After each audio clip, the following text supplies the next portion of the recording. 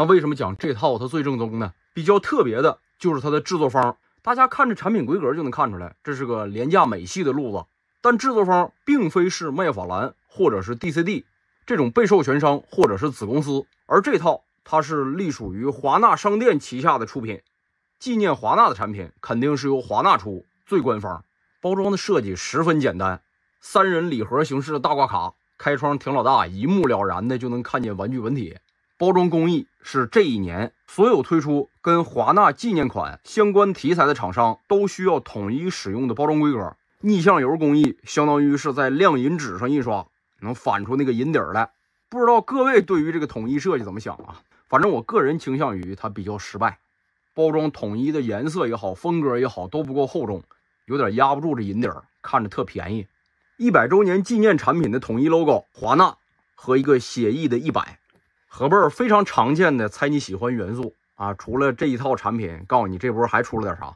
这套产品的出品时间是23年，没毛病，它只能这一年出。华纳总公司的成立时间是1923年，他算的这到23年是100年，要24年出那就不用出了，上不了席了，菜都凉了。作为100周年产品的选题，实际上应该叫联动，联动的思路也比较合理，融汇华纳旗下2个最大的动漫 IP， 咱们节目相对聊的较多的 DC 和华纳的亲生 IP 乐一通。毕竟 DC 是买的，多多少少关系还是远点。这个华纳的亲儿子是一个诞生于1930年，本质上是为了追赶业界先锋迪士尼而制作的动画系列，后来也衍生了无数家喻户晓的角色形象。在这个套装里，扮成蝙蝠侠、扮成闪电侠的人物就是出自这里。而且看这套装，你一下就能知道谁卖钱。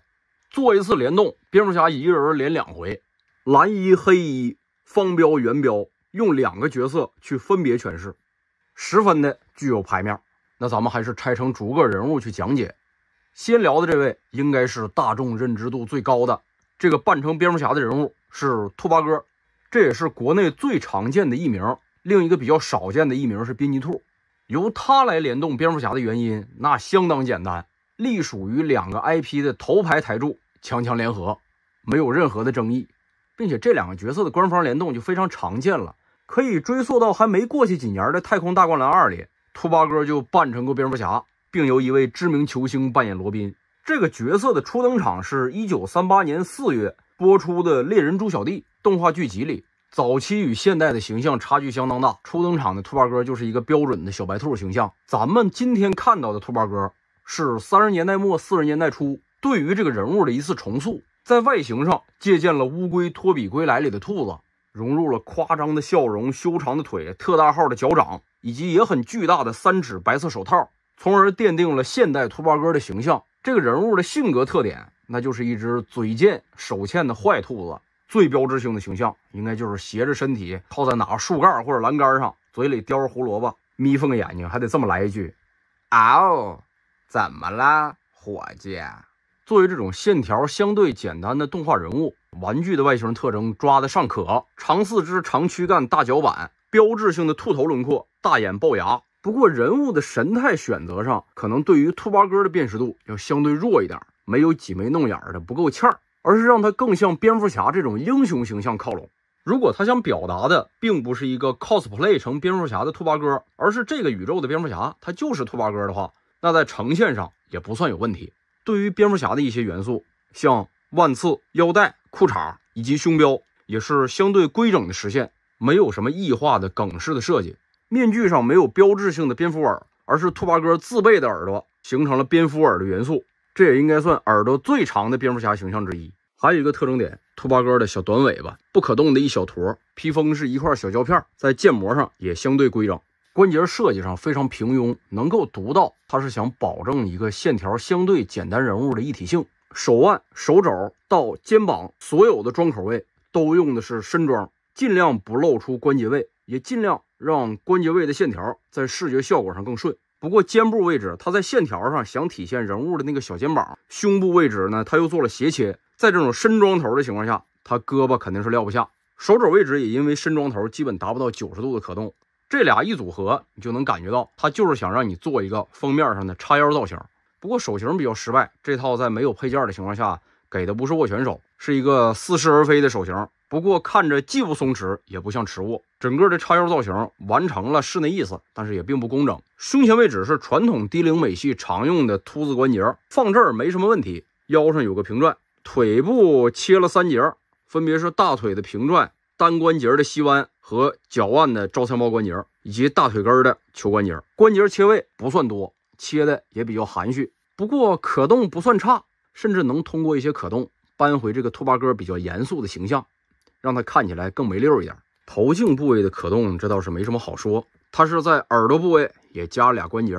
，2个洞藏的还可以，可以通过这个洞实现耳朵的活动，里头也是个球针。第二个是这个套装里最值得一讲的产品，这个扮成蝙蝠侠的人是歪心狼，或者叫威力狼，初登场于1949年的动画《比比鸟与歪心狼》。这个人物的创作就比较诗意了，他的灵感来自于马克·吐温1872年的小说《苦行记》对于郊狼的描写，说他们外形修长丑恶，骨瘦如柴，永远饥饿着，像是欲望的象征，从而在动画里创造了那只永无休止的追逐比比鸟的恶狼。当然了，动画里就没有过多的哲学隐喻，只是一个小节一个小节的讲述一个你追我跑的故事。不过这个人物为什么会联动蝙蝠侠呢？听起来好像是个反派。虽然说这种长期的动画 IP 形象，不论是迪士尼的动画全明星，还是乐一通的动画全明星，在现代都已经逐步剥离了这种所谓的善恶属性，演个大电影大伙儿就一家亲了。不过更重要的是，这个角色和蝙蝠侠联动还真是颇有渊源。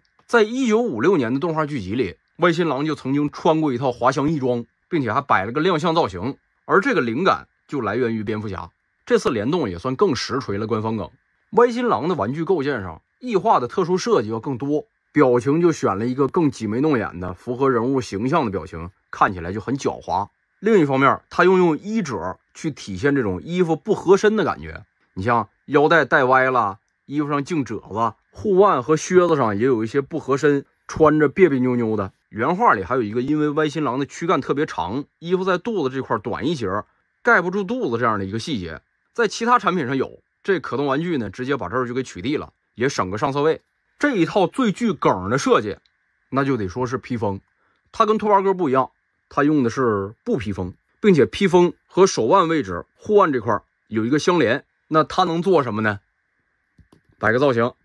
实际上相比原画的那个具备更强也更板效果的披风，玩具披风的体现效果显然是更软了一些，但是这个造型的梗出来了，想表达的东西传达到了，甚至毫不夸张的说，这个歪心狼蝙蝠侠就是为了这个造型做的这个玩具，并且因为是可动玩具加布披风嘛，它还可以配合这个人物摆出更多的造型。这个布披风配合手臂的这个设计，其他的厂商其实也可以借鉴，对于一些特殊的蝙蝠侠形象称得上有用。这个装口的配位，如果你像这一版一样，它的披风和手臂在常规状态下就可以算作一个整体连接，那这个点就称不上穿帮。但是如果这一版蝙蝠侠常态不是这样，那就别用了，万刺上多出个装的形象，只有傻逼才能做出来。歪心狼的关节设计和兔八哥几乎是完全一致的，只多这么一个点，歪心狼的长尾巴，这可以水平旋转。最后一个人物是大嘴怪，如果直译的话，译名应该是塔斯马尼亚恶魔或者是戴欢，这俩译名都应该算生物学名，可能还是大嘴怪更直观一点。这个人物的初登场是在1954年动画短片《兔八哥遇上大嘴怪》里，人物特征就是头部占据身体的大部分位置，而嘴又占据头部大部分位置的这样一个怪物。他总是疯狂夸张的横冲直撞，极度贪吃，而且什么都吃，狂飙突进的时候会吃掉他路过的所有东西。这个角色智商不高，也没有说话的能力，只会嗷嗷乱叫。不过这个非常古怪的角色，他人气还挺高的，这可能也是让他联动闪电侠的原因之一。毕竟想到速度，乐一通里另一个角色可能更契合，就是歪心狼的伙伴比比鸟。当然了，这次的套装选题上虽然是联动，不过联动元素还是非常保守的。你像兔八哥和歪心狼的联动，它都是由来已久，大嘴怪也古已有之，甚至在玩具上都不是头一次。1991年的麦当劳玩具上就做过大嘴怪版的闪电侠。而提到麦当劳，我就不得不说了，这套玩具不论是从涂装还是用料上，前俩也就是比麦当劳的赠品玩具强点。你感这大嘴怪已经不用强了，这纯就是麦当劳套餐的赠品玩具。你别说啊，配色都不用改了，它做的并非是常态的大嘴怪，而是开始旋转刮起旋风的大嘴怪。不过一方面这旋风的建模就比较一般，再加上料色太实了，看着比较廉价，这个感觉没出来。再加上大嘴怪的神态选择也非常不理想，大嘴怪嘛，你把嘴闭上了，看不出这嘴大来了。涂装呈现上确实是容易一些，不过产品张力陡然下降，人物的辨识度也弱了不少。这套也没有什么关节的设计可言，手臂延续了前2只，身体和特效件衔接位置有球桩，可以做一做活动，其他几乎没有什么可讲的。人物的道具配件一个也没有，